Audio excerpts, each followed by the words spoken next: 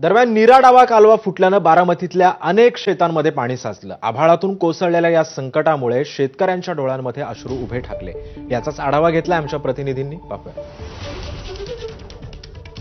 मे महिना सरत आला की शेतकऱ्याचे डोळे आभाळाकडे लागतात आणि आभाळाकडे बघून त्याच्या मनात एकच विचार येतो, हा पाऊस बरसणार तरी कधी। एकाच दिवशी तब्बल 47 मिलीमीटर बरसला आणि त्यामधून शेतकऱ्याचं होत्याचं नव्हतं झालं। त्याच्यात भरीत भर म्हणून नीरा डावा कालवा देखील फुटला आणि शेतकऱ्याच्या शेतामध्ये पाणी आलं। मी सध्या आहे बारामती तालुक्यातील काटेवाडी परिसरामध्ये आणि याच शेतामध्ये मोठ्या प्रमाणात कालपासून जे आहे ते पाणी वाहू लागलेलं आहे। गेल्या काही दिवसापासून बारामती तालुक्यामध्ये संततधार सुरू होती, मात्र काही वेळा तो मोठा देखील बरसला।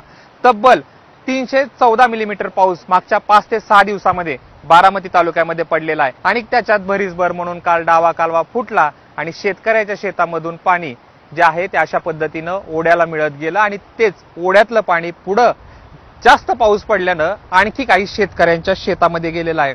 याच्यामध्ये जनावरांचं खाद्य कडवळ असेल, काही बागा असतील किंवा ऊसाच्या शेतामधून पाणी वाट काढत पुढे जाऊन नदीला मिळालं।